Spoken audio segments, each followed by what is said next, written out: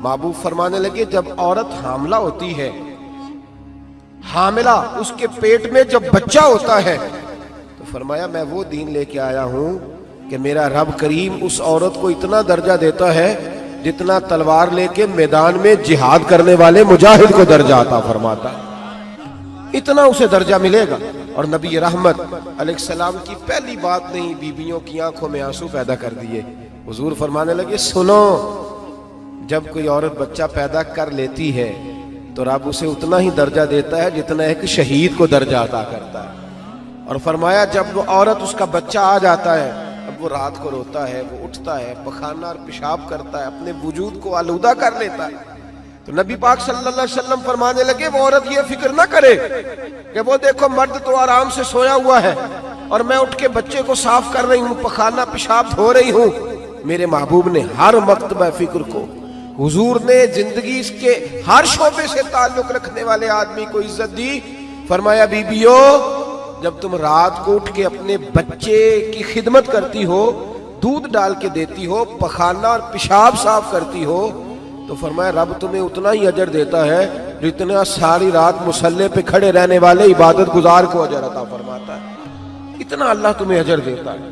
ہر شخص کے حصے میں، ہر شخص کے حصے میں میرے نبی پاک نے عزت لکھی، ہر شخص کے حصے میں۔ رسول پاک نے وقار، رشتوں کو حضور نے اتنا مضبوط کر دیا، اتنا مضبوط کر دیا کہ رشتے رشتے نہیں درد بن گئے۔ ماں کا نام آتا ہے تو آنکھوں میں آنسو آ جاتے ہیں نا، ماں کا نام آتا ہے تو دل تڑپتا ہے نا۔ یار یہ انقلاب ہے جو میلاد والے رسول نے برپا کیا، ورنہ حضرت طارق ابن عبداللہ کہتے ہیں میں حضور کے اعلان نبوت سے پہلے بھی مکے آیا تھا۔ آپ فرماتے میں نے ایک بوڑھی عورت کو، ایک نوجوان کو گلے میں رسی ڈال کے گھسیٹ کے لے جاتے دیکھا، تو میں نے اس سے کہا کہ یہ کیا کر رہے ہو، کون ہے یہ بی بی، کیا مسئلہ ہے؟ تو وہ کہنے لگا جی میری اماں ہے، بوڑھی ہو گئی ہے، کسی کام کی نہیں رہی تو بیچنے جا رہا ہوں، چلو کسی کے برتن جب مانجے گی تو میرے تو پاس کچھ نفع آئے گا نا بیچنے۔ یہ داستانیں نہیں، ابھی بھی جن لوگوں کی طبیعت سخت ہوتی ہے وہ قتل نہیں کر دیتے ماں باپ کو۔ واقعہ سنیے نا آپ نے کہ ابا میرے نام زمین نہیں کر رہا تو مار دیا۔ جب کلیجے سخت ہوتے ہیں تو کام ہو جاتا ہے۔ ایک طرف وہ منظر تھا اور ایک طرف یہ منظر ہے کہ حضرت حلیمہ سعدیہ رضی اللہ تعالیٰ عنہ، ان کا نام نہیں ہے حضرت حلیمہ کا مسلم شریف میں، وہ امام زرقانی نے لکھا ہے، ورنہ مسلم میں یہ روایت اپنے اصل انداز میں موجود ہے۔ حضرت ابو ہریرہ رضی اللہ تعالیٰ عنہ فرماتے ہیں کہ جناب حلیمہ بوڑھی عورت، سادی عورت، اگر آپ کبھی معاشرتی لحاظ سے حضرت حلیمہ کا انداز دیکھیں گے نا، توجہ ہے میری بات پر، سمجھ آ رہی ہے آپ حضرات کو؟ جو ہمارا معاشرتی ماحول ہے نا، معاشرتی ماحول، تو حضرت حلیمہ سعدیہ رضی اللہ تعالیٰ عنہ کی حیثیت آج کے معاشرے میں اگر دیکھی جائے تو ایک آیا، بچوں کو پالنے والی آیا نہیں ہوتی، وہ آیا تھی۔ اسکول میں ایک آیا ہوتی ہے، جب بچہ چھوٹے ہمارے پرائیویٹ سکولز میں بچے جاتے ہیں تو عورت سنبھالتی ہے، دودھ ڈال دیتی ہے، کئی دفعہ فیڈر بھی پلا دیتی ہے، بچہ اگر پخانہ پیشاب کرتا ہے تو خدمت کرتی۔ یہ عورتیں اس زمانے میں چھوٹے بچے لے جاتی، پالا کرتی۔ تو بتانا دائی کی، آیا کی، میں مثال دے رہا ہوں، اور نرس کی کیا حیثیت ہے معاشرے میں۔ اور حضرت حلیمہ سعدیہ جب نبی پاک کو واپس لے کے آئی تھی تو چلو کچھ نہیں، لیکن نہ کچھ معاوضہ بھی انہیں حضرت عبد المطلب نے عطا کیا تھا، جناب آمنہ نے انہیں کچھ، ایک معنی یہ بھی ہو سکتا تھا کہ پیسے دے کے یہ کام کرایا، معنی ہو سکتا تھا۔ آج جو گھر میں اماں برتن دھوتی ہے اس کی کیا حیثیت ہوتی ہے، وہ تو بیچاری جن برتنوں کو دھو کے ہمیں دیتی ہے، بعد میں انہی برتنوں میں ہم انہیں کھانا کھانے کی اجازت نہیں دیتی۔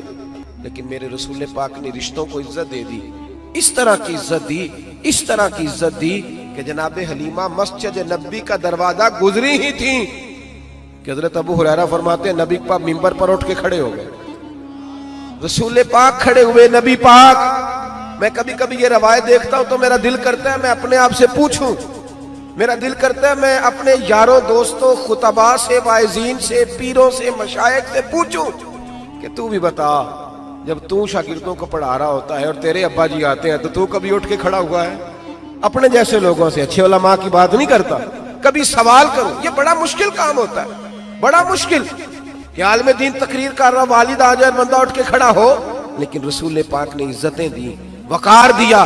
जनाब हलीमा दाखिल हुई तो हुजूर मिंबर पे खड़े हुए और इतनी तेजी से हुजूर आगे बढ़े, अपनी चादर को उतारा और फिर मेरे रसूल ने जमीन पे बिछाया और फिर हजरत हलीमा सादिया बैठ गई। और जनाब अबू हुरैरा फरमाते जितनी देर नबी पाक उनके सामने बैठे रहे अत्तहियात की हालत में बैठे रहे।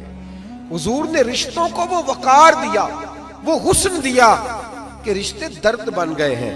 अब माँ का नाम दिल में बाद में आता है, जुबान में बाद में आता है, आंसू पहले आते हैं। अब माँ का रिश्ता एक वकार है, एक हुस्न। अल-हावी लिल फतावा में इमाम जलालुद्दीन सयूती रहमतुल्लाह लिखा है, फतह मक्का के बाद ना कमाल हो गया। वराईत अन्नास यदखुलून फी दीनिल्लाहि अफवाजा, फौजों की फौजें दीन में आ गई। एक जमाना तन्हाइयों का होता है, एक उरूज का होता है। उरूज के जमाने में बड़े ताल्लुक, बड़े रश, बड़ी बातें। अब हाल ये था फतेह मक्का के बाद के पहले तो एक आध आदमी कलमा पढ़ता था, फौजों की फौजें आती। एक दिन ना नबी पाक नमाज पढ़ाने आए मस्जिद में। मेरे नबी पाक सल्लल्लाहु अलैहि वसल्लम जब मस्जिद में आए तो मस्जिद खचा खच भरी हुई, गलियां भी भरी, 10,000 के करीब लोग मदीने में जमा हुजूर के पीछे नमाज पढ़ने के लिए। पढ़िए सल्लल्लाहु अलैहि वसल्लम। नबी पाक सल्लल्लाहु अलैहि वसल्लम तशरीफ लाए ना, जैसे ही मस्जिद में दाखिल हुए तो 10,000 का मजमा उठ के खड़ा हो गया। हमारे लिए लोग खड़े होते हैं तो हमारी आंखें पुरनम नहीं होती, बल्कि हम अपना हक समझते हैं। हम कहते हैं इनका बनता है खड़े होना।